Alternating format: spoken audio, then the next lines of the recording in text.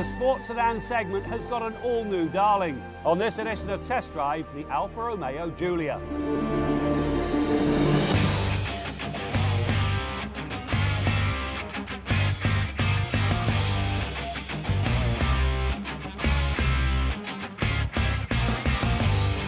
Talk cars with presence and curb appeal, and the latest addition is the Alfa Romeo Giulia.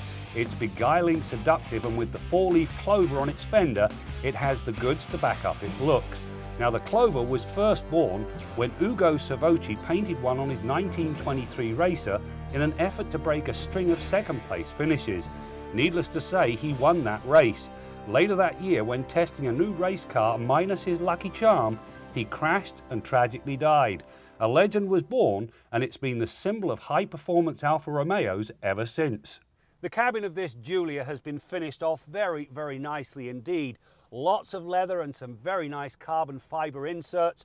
The approach to the controls is simple in its elegance, and you've got all of the stuff in the right place with the exception of the paddle shifters. Now, if you crank the wheel around, you're left reaching for the paddle shifter. It should be on the steering wheel. The other problem is it tends to impede access to the secondary controls. And finally, whilst it's got a very nice integrated 8.8-inch screen for the navigation system, it's very thin and like a letterbox, which doesn't do it any favours.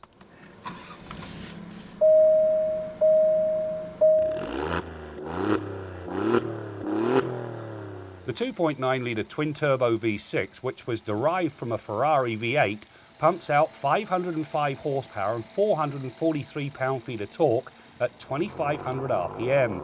This brings a power-to-weight ratio of around 3 kilograms per horsepower, which is world-class.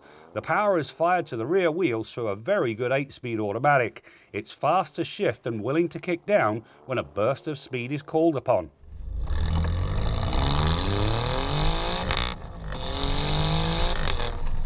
Now, if you go with the cloverleaf version of the Giulia, you get one seriously quick car. It'll get you to 100k in 3.9 seconds, and it does the more important 80 to 120 passing move in about 2.5 seconds. And all the time it's doing that, the exhaust note, especially in race mode, is simply glorious. It really does speak to this car's very quick turn of speed.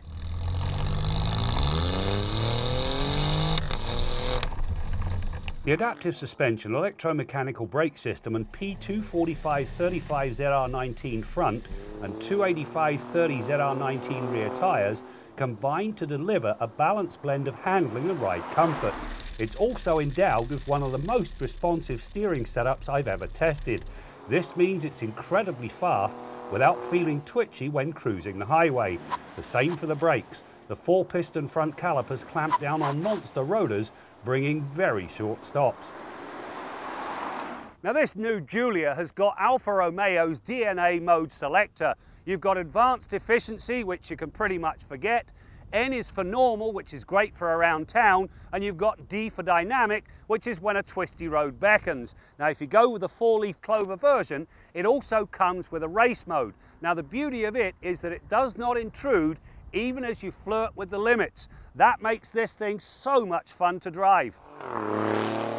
One of the key reasons the Quadrifoglio hangs in well beyond expected limits is the torque vectoring. The twin-clutch rear differential optimizes the delivery of torque to each wheel without interrupting the flow of power. This turns the car in with more authority and less steering input, which reduces understeer. This action is then supported by the active front splitter. It adds up to 100 kilograms of downforce when it's needed. These two strategies make for a serious road and track missile. La Dolce Vita, that pretty much sums up the Alfa Romeo Giulia.